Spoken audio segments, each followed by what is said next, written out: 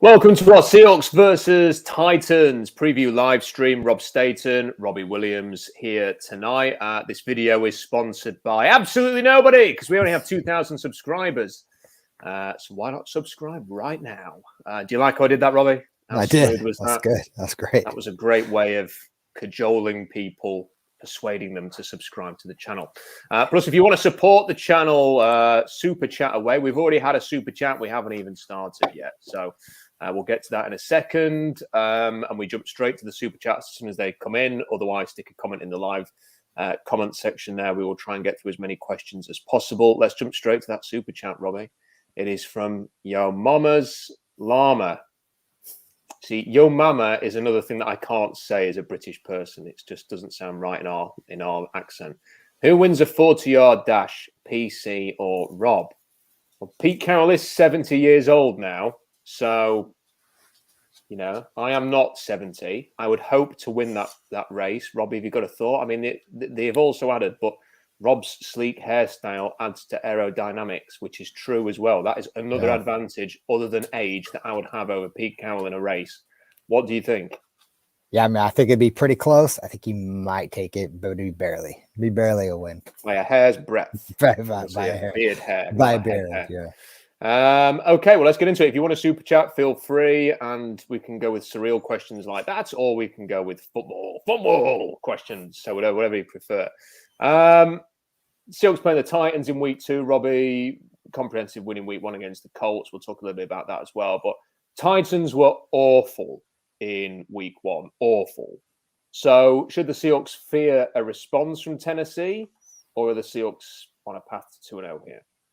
I think they're on the path to 2-0. I mean, I don't think the Titans will be as awful as they were against the Cardinals, but it's a game plan. We should take the same thing. Let's try to take Derrick Henry out of it right away. We should put up points early. That defense doesn't look very good, and so we need to go out, put the points up early, and make them use Tannehill to try to beat us. Because I mean, ultimately, what comes down to is if we can stop Derrick Henry, I feel like we're gonna win this game.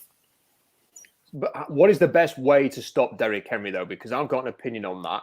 I think the best way to stop Derrick Henry is to do what the Arizona Cardinals did, which is get 17 points to 0 up in the first half and then force the Titans to go away from the running game, because you just can't do that. It's very hard to claw back a significant deficit running the ball, taking time off the clock. So I think that it's almost like a throwback to a year ago, Robbie, where scoreboard pressure was king for Seattle in those first 5 games because the defense wasn't very good. In this occasion, it's scoreboard pressure is important because then you take Derrick Henry potentially out of that game. And the Seahawks can get ahead, force the game onto Tannehill, and that is essentially the winning formula, isn't it? What you don't want is it being close or the Titans getting ahead and then King Henry establishing himself, being the main factor in the game, which is what will happen, I think, if the Seahawks are behind. I'm not sure that the Seahawks are capable of stopping Derrick Henry. I saw something like on the road, he is prolific. Like I think I saw a tweet earlier saying what his statistics are on the road. He is incredible. He's better on the road than he is at home, and it all goes through him. And yes, AJ Brown is fantastic. Yes, Julio Jones can still be very capable. But I think the scoreboard pressure is the key here. I feel that's kind of stating the obvious, Robbie, in order to getting Derrick Henry out of this one. Yeah, I agree. Score early, score often, really put the pressure on them. And then, here's the other side of it too, is that we haven't played, home game with fans in it. So I think Tannehill's probably going to struggle. They're going to go silent count. They're going to want to run the football. They're going to want to try to take the crowd out of it as much as possible. So I think just load the box as much as you can, bring 8 guys down, load up the box, try to stop Derrick Henry, make Ryan Tannehill beat you. He might get some yards on you, but I don't think he's going to beat you. So, go out there, put the pressure on defense. Hopefully when he drops back to pass, our pass rush can get after him and, just really make it hard on him all day. Had another super chat. And, for me, Robbie, you're a legend if you send a super chat in, and Carey has done that. Won't the pass game struggle if the Colts are focused on DK? Actually, it'll be super easy, barely an inconvenience. Oh, really? Just throw it to Lockett. And if people don't know what that is, he explains trying to fit the pitch meeting reference in 150 characters. If anybody hasn't seen the pitch meeting channel on YouTube, go and check it out. It's very funny when he breaks down films. There was a portion during the season last year that we were kind of joking around doing our own pitch meetings for the Seahawks season. So, Kerry, I appreciate your reference there, and thank you for the super chat. I mean, going back to last week pretty quickly, Robbie, a lot of positives from last week, and we talked about it immediately after the game. But I do think, and I have to qualify this, and people are going to get all angry now because you're not saying it was the best win ever. Okay, I appreciate that what is going to come, the wrath that is around the corner for saying this. But I do think some of the reaction to week one has been a bit silly, Robbie. I think it's been a bit OTT. A little bit like a child getting carried away when they get the Christmas presents. And then maybe they get an early present on Christmas Eve and they get a bit silly as a consequence of that. Let's just remind ourselves of what the Seahawks were facing in week one. The Colts were banged up. They were missing players. They were introducing a new quarterback whose career has completely collapsed. And if they have a bad start to the season, if 0-1 becomes 0-2, 0-3, 0-4, nobody's going to be surprised. I looked at some, the predictions that everybody does, in the national media going into this weekend. Everybody's saying the Colts are going to lose again this weekend. They were not impressive at all. Not to single anybody out because I think it's across the board here, but I saw Hawk Blogger, for example, comparing Seattle's pass rush win percentage in week one to the whole of the 2020 season. Like this is what it was in week one and this is what it was last season. And yeah, okay, it's nice to sort of show how the pass rush, and maybe use last season as a comparison, but we're comparing 16 games with one. And let's see in a few weeks' time, what the Seahawks truly are. Because I've seen a lot of journalists and a lot of fans and a lot of podcasters waxing lyrical on the offensive output and the magic of Shane Waldron. But can we just pump the brakes a little bit here? Because lest we forget that the Seahawks hammered a crap team in week one last year as well. So, a good win, Robbie, but it's a good win against the team that we both predicted the Seahawks would handily beat on the road. I don't think there were many better road games to have week one than Colts on the road. And the Seahawks took care of business. Fantastic. And we'll talk about positives. I promise we'll talk about positives as well. I just think a bit of perspective is needed for this particular game. Yeah, I mean, pump the brakes a little bit here. Let's not go overboard for sure. I mean, you can remember, other than last year, apart from how we played right out the gate last year, I've never, and now this year, I don't remember any sort of week one where we come out and put up a bunch of points. It's always like 13, 17. Week one is always a real struggle. People are still figuring things out, especially now that they're not playing, they're hardly playing at all in the preseason. It's very different. So to see us come out and squints as we did last year on the first game and this year, it's very encouraging, but it's also, we need to pump the brakes a little bit. Like week one, take the win, very excited about it, but I also don't think like it's like, okay, like we're I wouldn't be comparing, the 2020 season, but I do like where he was going with it, or I don't know who the authors of that one or whoever was doing that, but I like the idea, like let's compare it to 2020. Like now that we have a full lineup of Carlos Dunlap Jr. all season and these kind of guys, and a healthy Jamal Adams or whatever the case might be, and see how we compare and let's do it throughout the season. Like don't just do it after week one, let's do it after week two as well and keep going forward. Those kind of things are, it's nice to compare, but getting back to this game, Rob, I really just, I feel confident in our ability, it being a home game, first home game back. I mean, I don't want to overemphasize that. Like, I don't want to be like, oh, that's why we're going to win. I just think it's going to be really hard as someone who goes to the games all the time, just knowing that it's going to be loud. It's going to be hard for Tannehill. I'm sure they're going to try to go silent count early on. I know they're going to want to establish the run, but I really feel like we can do enough to stop the run. Hopefully it's not a game where just Derrick Henry just takes over. Cause I mean, that is possible too, but I mean, I feel like we have enough to make a stop or two, hold them to 3. I think that's the other thing. Hold them to 3 points, score your 7, hold them to 3 again, score your 7. Then all of a sudden they have to play catch up throwing the football. And I trust our team going against Tannehill. We'll come to some predictions a little bit later on. I mean, I will say this though, Robbie, Tannehill has played in a Seahawks home opener before. And that was with the Dolphins a few years ago. And nobody gave the Dolphins any chance in that game. And Ryan Tannehill and Adam Gase almost delivered a win. I mean, if it wasn't for the late heroics, I know Russell Wilson got injured in that game and basically played on one leg for the second half, but they almost lost to Tannehill, and Tannehill played much better in that game than anybody expected. And at times, Tannehill has been the kind of quarterback the Seahawks have struggled against. So I'm definitely not going to take the noise and the setting as a win for the Seahawks here, because they've shown at home that they can be quite brittle, and teams enjoy coming to Seattle, I think, these days and playing there, and they see it as a big occasion, and they see it as an opportunity to knock off a decent team. So I think that all of that kind of stuff, for me, I don't think it'll necessarily be a factor. I think it all comes down to, in this game, whether or not the offense can get ahead of the curve, can ask the questions of what looked like, to me, Robbie, a horrendous Titans defense in week 1.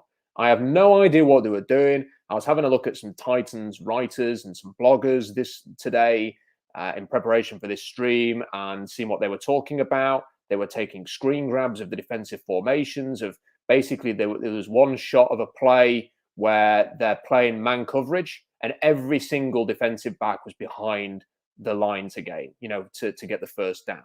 And that is insane.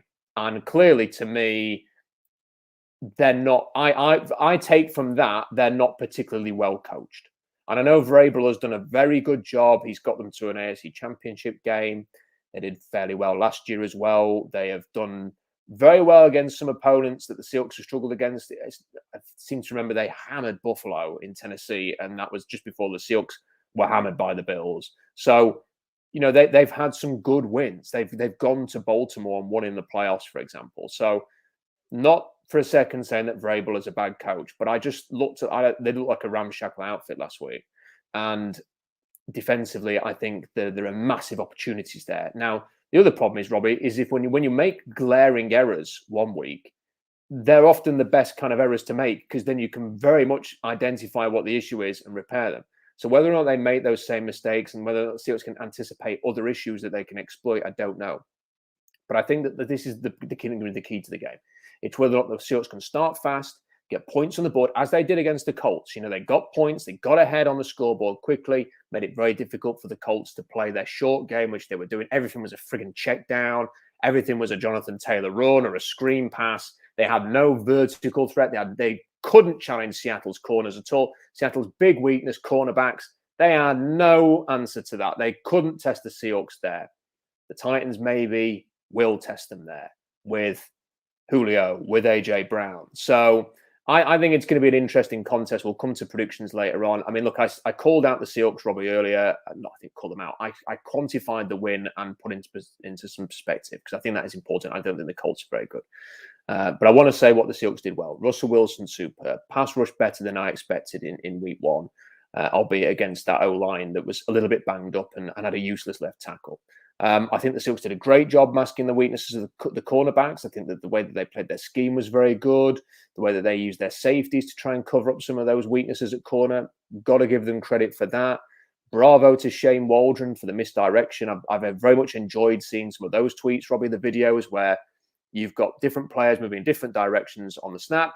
Defense is kept completely guessing. A lot of teams have been doing that for a couple of years. The Seahawks haven't, as far as I know, I've not studied it completely. As far as I know, the Seahawks haven't done a lot of that. It was great to see it on Sunday, and clearly that is just something that all NFL teams have to do these days. Chris Carson, DK Metcalf, Tyler Lockett, the tight ends, all excellent. Darrell Taylor, take a bow, fantastic. Rasheem Green, maybe there's finally going to be something there from him. That was a good positive start. Brian Monet sat on Carson Wentz. Excellent. Love to see it. The right side of the O-line, big, physical, impressive. A lot to like there. But again, a year ago, 5 games in, Russell Wilson's the MVP. Seahawks defense is the worst in history. By the end of the season, it's not the worst in history. Russell Wilson ain't anywhere near the MVP conversation. So I personally feel until we've had 6, 7, 8 games, we're not really going to know what this Seahawks team are. And there's a run of games coming up where they play Minnesota on the road, San Fran on the road, the Rams at home, the Steelers on the road, and then the Saints at home. After that run, we'll know about the Seahawks. We'll know what they are. Yeah, I agree with that. And let me just reemphasize, like, I do think the home crowd is going to be a factor. I think after a year out, I just think it's going to be, I mean, I could be wrong, but I feel like it is going to be a factor. You're right. And I'm not trying to take anything away from Tannehill or, Mike Vrabel or anything like that. Like, definitely a good coach. And Tannehill has the legs and the mobility that he could definitely hurt us. I think our defense is better than it was last year. I think our pass rush is better than last year. And I quite like our linebackers right now. I mean, I'm still on the fence about Cody Barton, but other than that, like, I really like, what we bring to the table as far as, counterbalancing against a team like the Titans. I do worry about our run defense a little bit. I would still like to see someone like Geno Atkins in there, to help out a little bit. But, hopefully, our D line can hold up. I mean, and the thing is through 5 games, I'm not even just looking at their offense versus, our defense. Now it's got to look at their defense versus our offense. I think we overmatch them playing at home. I just think it's going to be electric. I think the feelings are going to be there. I think people are going to be excited to, I think the players are going to be excited to be playing at home again. Just a lot for me to take in. I just really feel like I don't think it's going to be as easy as it was against the Colts, but I do think we're going to probably score early and score often. I think it'll probably be a little closer, but I think we'll be, I think we're going to be feeling pretty good after this game. We'll come on to the predictions. Like I say, I've said that a couple of times now. I'm repeating myself. We'll come on to the predictions later. Key players then, Robbie? I mean, I think the key player is Russell Wilson. I think if he has another, the key player is the quarterback. What a statement. What a wild take. But I do think it's Russell Wilson. I think it's Wilson's ability to do what he did last week was when the opportunities were there to score, he took them. They were not settling for 3. There's the 2 touchdowns to Tyler Lockett. That touchdown right before halftime was a knife. Really, when you think about the context of the game, the Seahawks are trying to get into position for a field goal. At least that's what you think. You think, okay, time's running out. Get a field goal here. You get the kickoff at the start of the second half. That's kind of what everyone's thinking. Bomb to Tyler Lockett for a touchdown. That was a dagger. But then the other play to Tyler Lockett, the exceptional pass to DK Metcalf, which finished things off. Any spirit or hope that the Colts had at that point was over. And we need to see that again. And again, I'll say it once more. You look at the Titans defense, who are you scared about? I mean, when we talk about the Niners, we'll talk about Bosa. When we talk about the Rams, we'll talk about Donald. When we talk about, the Saints have got players, haven't they, that, they're going to be problematic for the Seahawks. You look at the Titans, there's nobody that you think, oh, God, I'm really worried about them. It's not to say they're completely hopeless. There's players who can make a play on a down. And, I think Bud Dupree, they're talking about he's going to be healthy for this game. But I'm not going into this game thinking, oh, my God, Bud Dupree's playing. Wow. Who we're going to have to spike his soup before the game to make sure that he's not out the field. You're not feeling that much. Bud Dupree. It's not Aaron Donald. So I think it's up to Wilson to take those chances, stay on time, to get that 7, 10, 14, 13 point lead early in the game and say, Derek, it ain't going to be your day, sunshine, again. You're going to be left very frustrated. It's going to have to be a Ryan Tannehill day. And then you can tee off. And when you've got that lead, works the pass rush, doesn't it? Got your pass rushers, got this great depth. Darrell Taylor looking very dangerous. Dunlap, get after Ryan Tannehill. That is the key to winning. So I think it's Wilson to set everything else up. I'll go defensive side of the ball. I think Poona Ford. I think he's going to be a key player to the game. I think he's going to be key early on to stuffing the run right away. When they start to try to establish the run early in the game, he's going to be that guy eating up him and Al Woods. They need to eat up that middle and make sure that he's not just busting through the seam and our linebackers coming down and be able to make some plays. So I think those are the guys that I'm keying in on to help stop Derrick Henry. And I think those are the key players. If they can establish their dominance early and make sure that they're not getting the run game going, leave it to our offense to score those points, I think we'll be in good position. So I'm going Poona Ford, Al Woods. We've got a Big Mike. Big Mike is an absolute star. He's right up there with Wilson in my eyes in the Seahawks spectrum, because he always comes up good with the super chat and just puts contributing there as well. Big Mike, what a man. Tom agrees. You the man. It's another thing I can't say in Britain. I did say it, but I shouldn't say it because I'm British. It doesn't sound good. We don't use those words. We've had a couple of questions that I want to get to before we get to predictions. Kyle says, thoughts on the Seahawks secondary contributions to coverage, sacks, or lack thereof. Well, one game in, I think the pass rush deserves the credit more than anything else. They really got after it. I mean, that Julian Davenport is not a good left tackle. He's a stand-in. And the Colts have kind of fudged. They lost Costanza, didn't they, last season to retirement, and they've kind of made a dog's dinner of replacing him. They're hoping that Eric Fisher's going to get healthy soon. So I think for me, Robbie, I give the credit to the pass rushers there. Don't know what you think about that. Yeah, I mean the corners are obviously, and I think a lot of people's biggest concern on this team. I don't know if we have all the players that we're going to have by the end of the season. I think there'll probably be a move or two made. Maybe I'm wrong. Maybe they step up and play really well. But I got to give it to the pass rush, 100%. I mean they played incredible, and they got after Wentz and made it really hard for him to attack our corners. So, in my opinion, it goes the pass rush. Another question from Kyle. Over/under predictions for sacks for Rasheem Green. That is one of the hardest questions to answer because he's got one in one game. So, you kind of feel like before the season started, I'd have gone 4, 3, 4. We've got one already now. So it's kind of like, well, he's got 16 games to get more than 4. So I'm kind of like thinking, well, I've got to go more than 4. But I want to say 4, Robbie, because it's Rasheem Green. He's the absolute legendary, showing a bit of leg, but then I don't need to carry on this comparison, this analogy. He just sort of teases you all the time with a bit of talent, and then doesn't deliver on it. So I don't really want to go many more than 4. I still think over under. You can't. If it's 4, I will kind of look at that as like where I want to go until he proves he can do more than that. So here's my take on it. And I'm probably going to go, I'm going to be just a total opposite. I'm going to go 8. I'm going to go over 4 over what he had, because here's the thing. He's 24. I feel like he's been on the team for like 10 years. Doesn't it feel like he's just been on the team? He has, hasn't he? He joined the team as a sprightly 14. Right. And he's only 24. It's crazy. I feel like he's been on the team for a long time. I feel like maybe he's starting to get a feel for it. I mean, after so long of being in the organization, maybe starting to get it. This is year, I think he puts it together. Contract year as well, right? So, I mean, this is sometimes you see those guys who just seem to step it up on their contract years. So he's going to get paid. So I'm going to go 8 just because why not? Or 17, obviously, Kerry. 17. Oh, Kerry says 17. Big Mike, either of you guys think we see Sidney Jones a bit this week? I think they were mixing in everybody else, weren't they? The centers, the linebackers, everyone was getting a go in week 1. I would imagine that there's a chance that we'll see a bit of Sidney Jones this week as well, rotating in just to give him some snaps. Yeah, I agree. We'll probably see him a little bit. I don't know how much. I mean, also depends on how well Trey Flowers is playing or whatever. But yeah, I think we'll probably see him. Jason says the front office is holding on to cap space for something. I wonder if they're hoping for a quality corner to be available via trade during the season. The problem is with that, Jason, is I think everybody in the league is hoping that a quality corner becomes available. That cornerback is quickly becoming the new left tackle. Everybody was after a great tackle, and there was such a dearth of tackles. And now it seems like every team in the league is looking for a corner.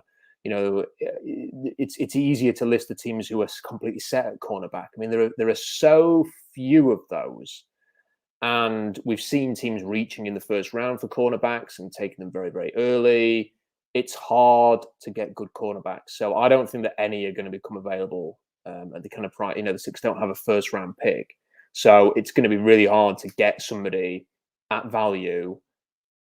And I think they're going to have to roll with what they've got, unfortunately. And we have to hope that, if Trey Flowers can't take that next step, that Sidney Jones can step in and do a decent job. I'm not feeling there's somebody out there. And as for this money, Robbie, I am a bit confused about what they're going to do with this. Whether they're just going to roll it over and basically say, okay, well, look, we've got a load of extra money to spend next year. That doesn't really seem to be their way. They've always spent all the money that they can to improve the team for now. And with the team very much in win now mode, it seems a bit odd that they have millions of dollars just sort of floating around. The other teams that are around them who've got money to spend are all teams that are in a very different place, like the Jets, for example, and the Jaguars, who are kind of starting out in terms of their rebuild. They probably can't get rid of all their money because no one wants to go and play for them. But the Seahawks are different, and they've got all this money, and yet they're not doing anything with it, which I don't know what to make of that. I don't know whether that's just planning ahead or whether they are hoping that something materializes. Yeah.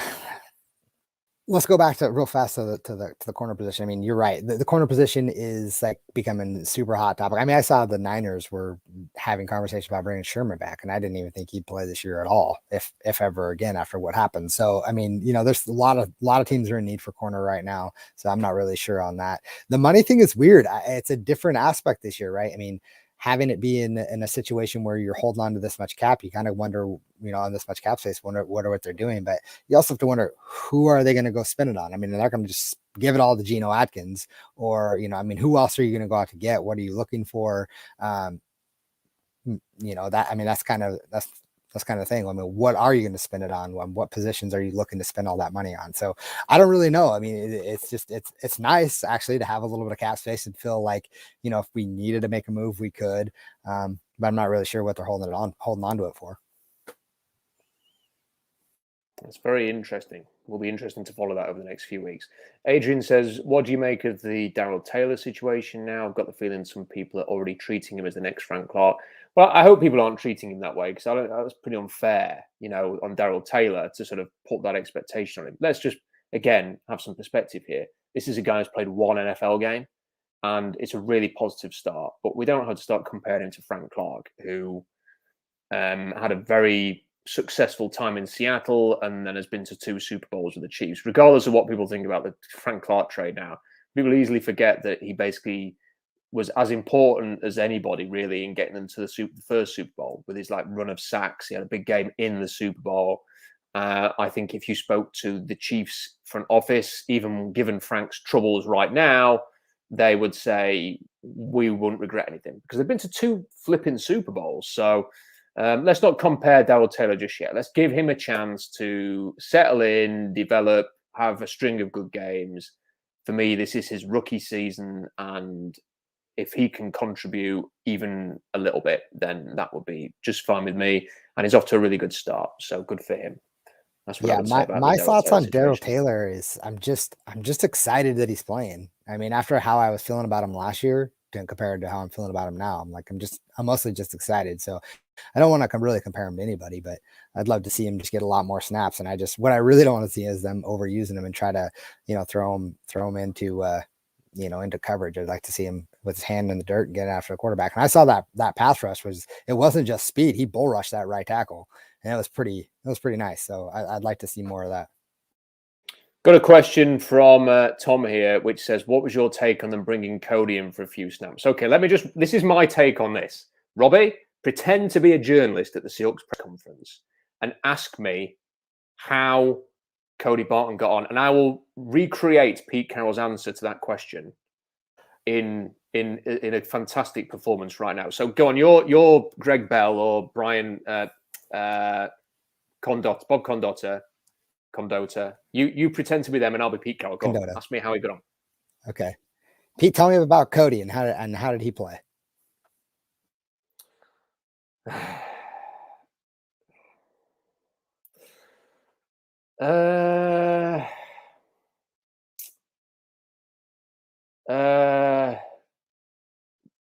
We need to see more. We need to see more. I can't say anything. That was what Pete Carroll did when he was asked yesterday about how Cody Barton got. That is pretty much what he did. Almost like he didn't even watch the game. it was as if he had no idea how to answer that question, which to me made me think he wasn't very impressed with Cody. I don't know.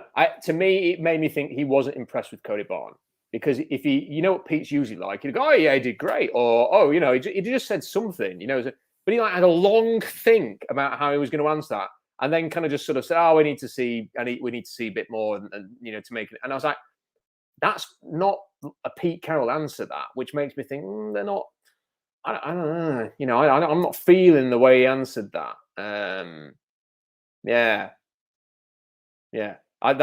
That's my opinion on it. I'm not sure, because Pete said what he said. Kyle says, love the optimism versus the pragmatism dynamic between you two. I lean optimistic with Robbie. Read the Rasheem sacks. Thanks. I like the fact that it's described as optimism versus pragmatism rather than optimism versus moaning bastard negativity. Last year it was good cop, bad cops. I'll take it. Super chat Jason, for 30. Ryan. I know we'll get to it. Don't worry. Oh, man, I'm not sorry, I arguing just saw it. they will. I'm not arguing they will get a corner via trade, says Jason. I just think they want to. Yeah, I agree. think you're probably right. Mhm. But it's hard to trade when you've already you don't have a first, and that when you start like think, oh, can you use the second?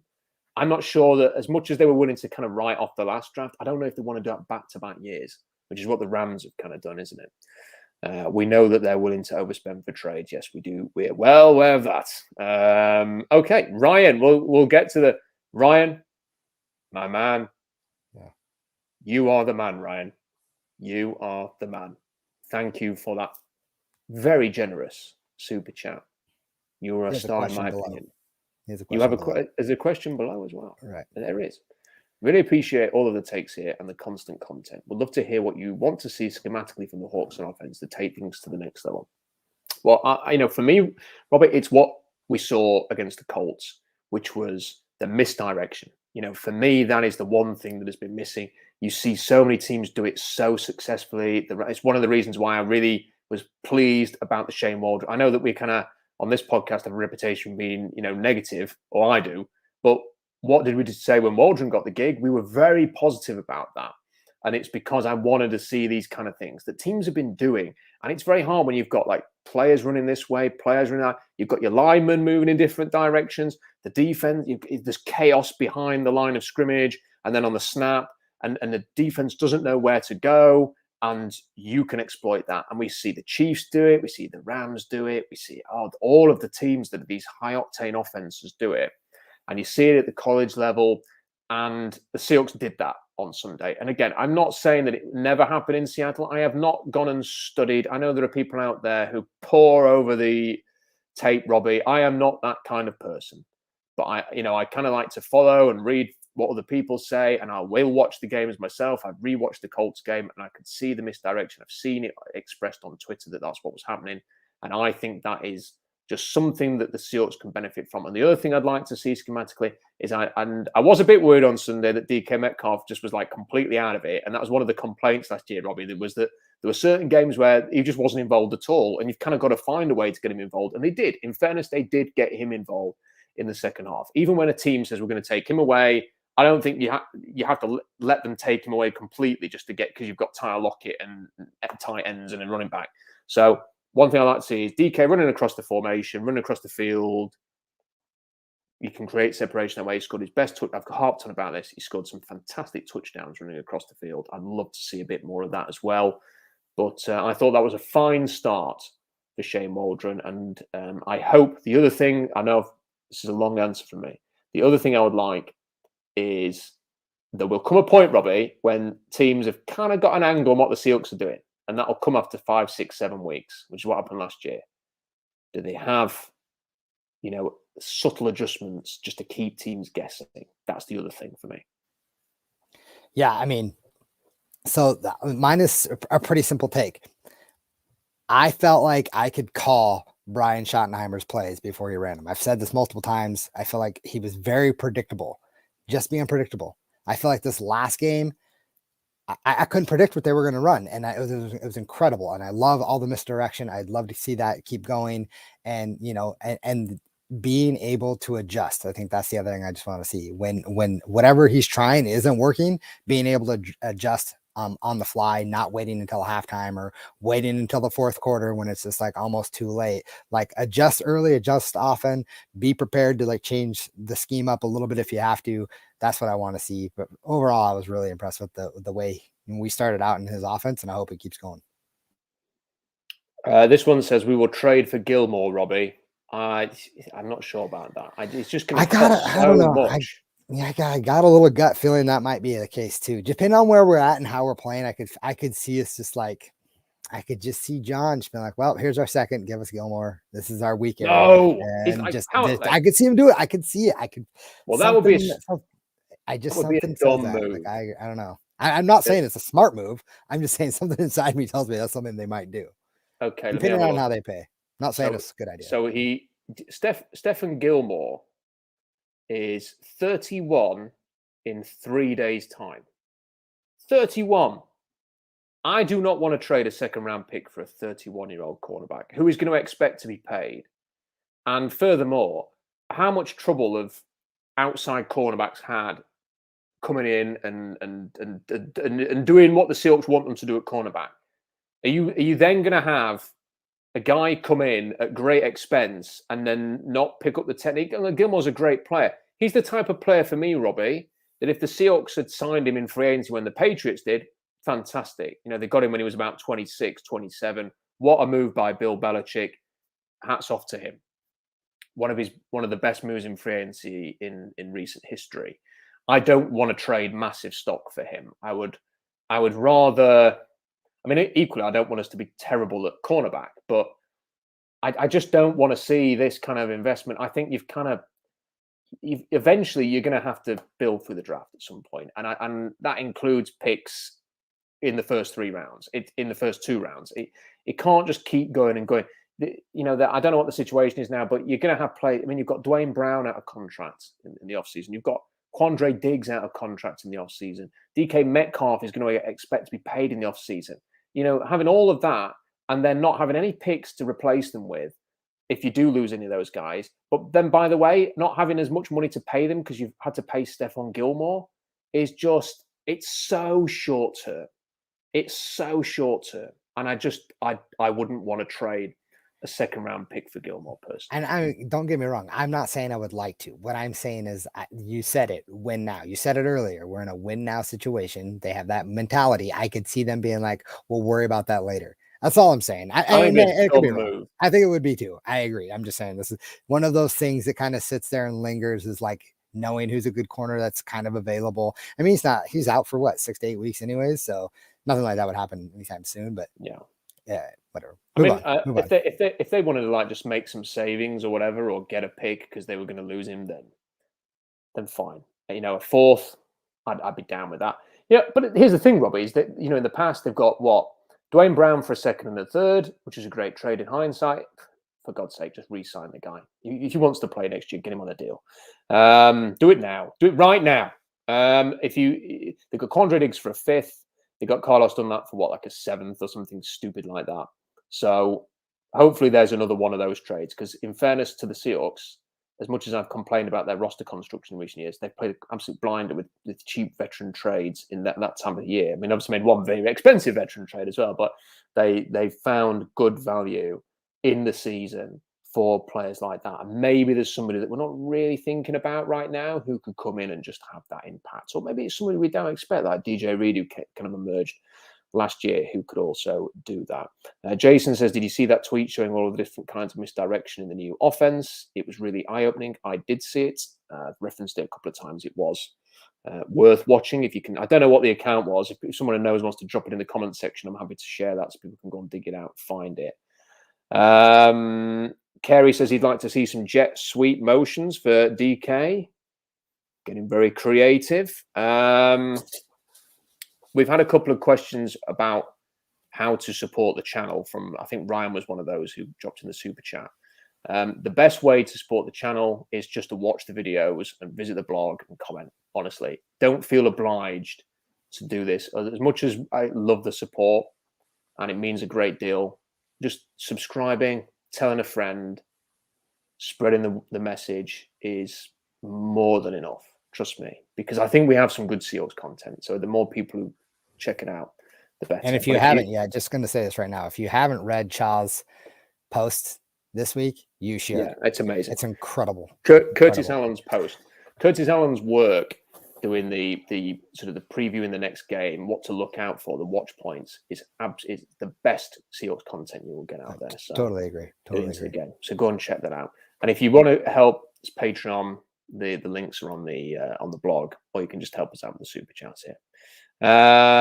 Uncle Will seems a bit lighter on his feet this year. I thought he looked so sharp in that first game, Robbie. Yeah, I really like him. I really like Will.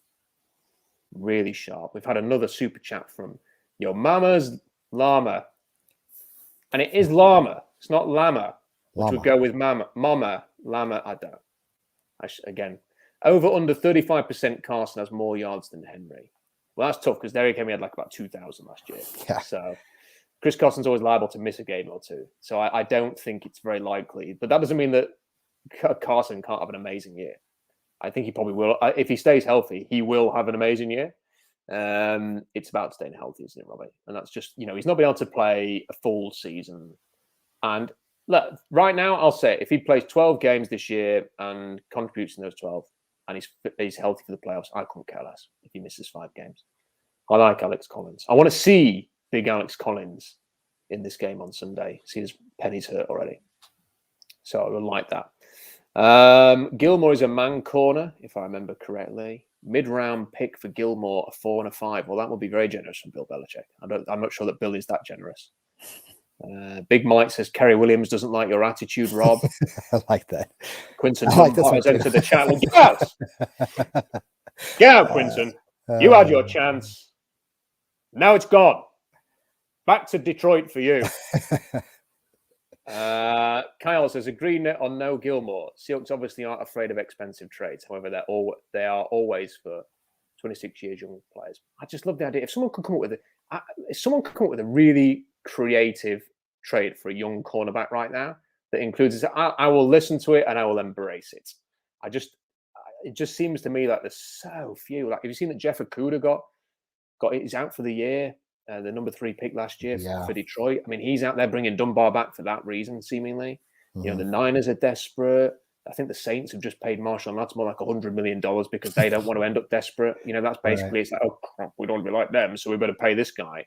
He's not playing at the moment. So it is really, really difficult. Big Mike says, but Rob, short-term has been Pete's modus operandi for several years now. It has. And I wouldn't rule it out completely. I just hope they don't spend another high pick on an old cornerback. And for me, 31 is old. I say that as a 37-year-old man, but 31 in a football sense is old. It is. It's getting there. And Inutero says, I have it on good authority the Hawks want Gilmore. God, I love stuff like this. Do you remember that rumor last year by Everyone Loves Nudes on that Reddit thread? Remember that? How great was that when everyone commented? He got on the radio. He got on the radio. He got on KJR because he said the Seahawks were going to trade for Myles Garrett, and he said his source was like someone like Myles Garrett himself. Yeah. And then there was a guy under the username Everyone Loves Nudes. It ends up on the radio talking about it, and then like about 2 hours later, it was like, yeah, I was just kidding, because the name wasn't it? Good for him though. Zorn 76. Zorn.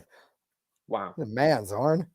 Indianapolis people and Colts fans are wonderful. Lucas Oil Stadium, remarkable. Well, Zone 76, you are wonderful and you are remarkable. And it's great that Robbie's here because he was also in the stadium. So do you vouch for Zone 76? Was that your 100%. Experience? I'll say this right now. I might actually get just like a little Colts banner to put up here to have Colts be my second team because, hey, they're AFC. I live here now. Yeah, I feel like these, the Colts fans were fantastic. Super nice stadium. It's funny, the outside kind of looks like a barn, but once you get inside, it's just gorgeous. But the thing is, I think they did it by design. And the roof opens. I just learned this too. The roof opens. I didn't know the roof opened. So yeah, really great stadium, great people. Every Colt fan that I met was super nice. Like so, are you going to go to any of the Colts games then? Yeah, I might go to like when the Seahawks play like on a Monday night. I might go catch a Sunday game if they're playing Sunday. I thought it was super fun. I think it'd be super great time. Like I had a blast, so I think I could go again. I totally vouch for that. Lucas Oil, great stadium, fans, great. Everything was great about it. Now, Zone 76, a legend, an absolute legend. So too is Ryan. He was thrown in another 20. Just a match. Guys. Wow. What's happening right now? This is, I like that Kerry has referred to it as it's a super chat off. Yeah. Oh, God. Keep going. I know. It's good. Listen, I appreciate it, guys. Yeah, it's good. It really is appreciated. And this is also appreciated. The Big Mike saying that Char is indeed the best. Kurt Salen is the best. I don't think he's with us tonight in the chat, but he is the best. And yes, to see Alex Collins this Sunday. I was surprised we didn't see him last Sunday. Do you know what? And there are so many comments. I had to put this one up from Ethan because it's just that's it. That dude is a legend. So he is. Right. So and Seahawks reign is, but we've got to get onto these predictions now, Robbie. And I know Seahawks reign is just 2-0.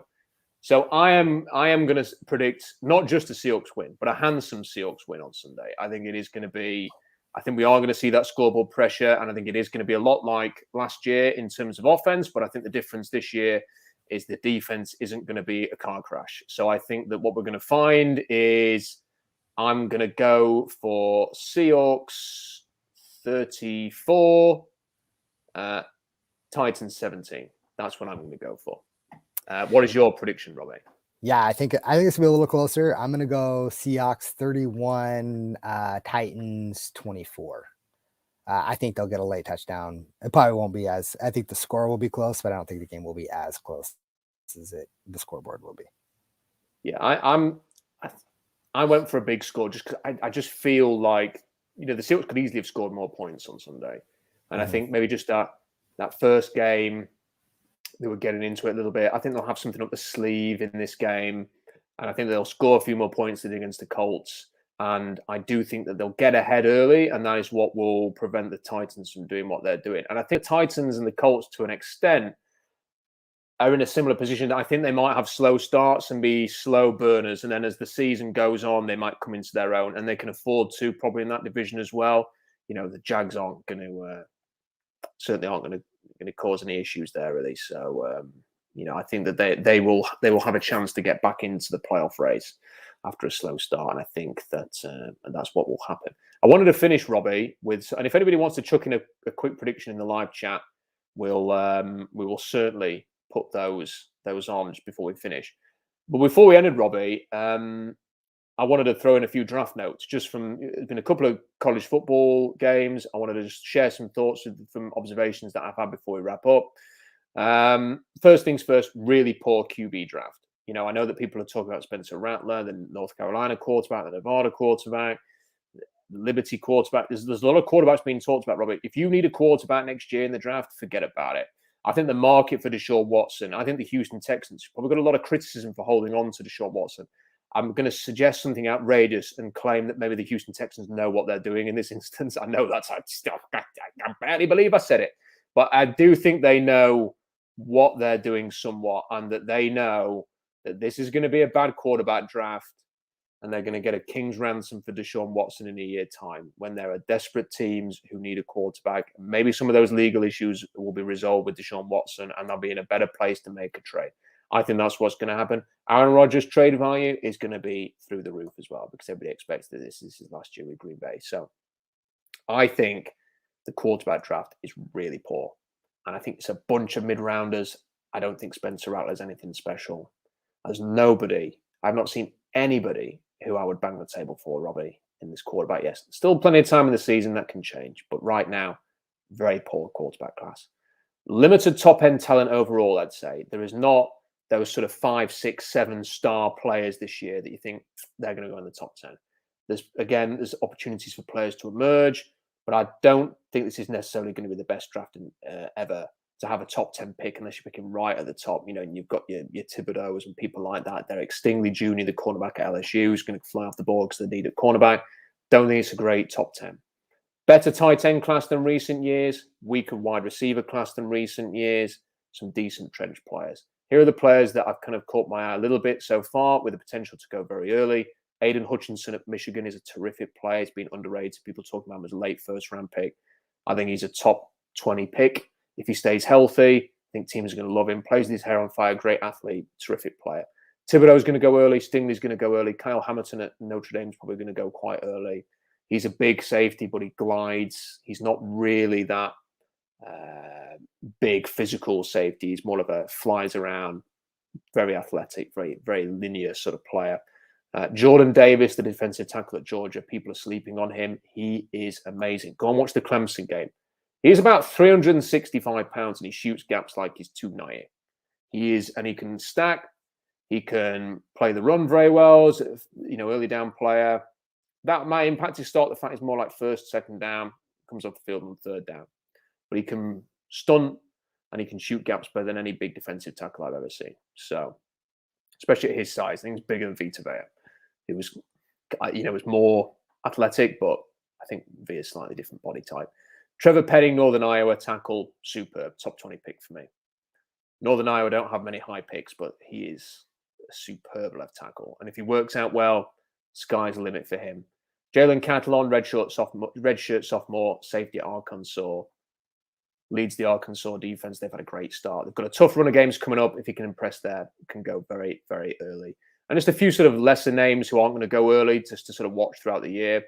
Larry Brooks, the safety at Tulane, really appreciated him. Somebody sent me, I mentioned him on the blog. Somebody sent me a message saying, "Oh, this is the guy who you said was really good. Here's the clip of him hammering somebody in the open field. And look, he's wearing 31. And I said, yeah, obviously inspired by that number. Cam Chancellor liked the tweet. So now I've had a tweet liked by Russell Wilson and by Cam Chancellor. My life is complete. Zach Charbonnet, running back at UCLA, and a really good start to the year. Greg Dulcich, tight end at UCLA. UCLA have impressed so far, beat LSU. Those two players looking good. Kenneth Walker, the running back at Michigan State, looks really good. Zachary Carter, defensive end at Florida, something to keep an eye on there. And Alex Forsyth, the center at Oregon, I think is unspectacular, but very, very tough. Does everything kind of well. Don't think he's going to test through the roof like someone like Tyler Linderbaum, who's got strength issues, but he's very athletic. But Alex Forsyth, the center at Oregon, is also another player that I have been impressed by. So just some names there. You know, I know that people sometimes just like a name so that look at the college football schedule and they can go and check these guys out for themselves. And if on the blog you want to suggest a name to check out, stick it in the comment section. I certainly will.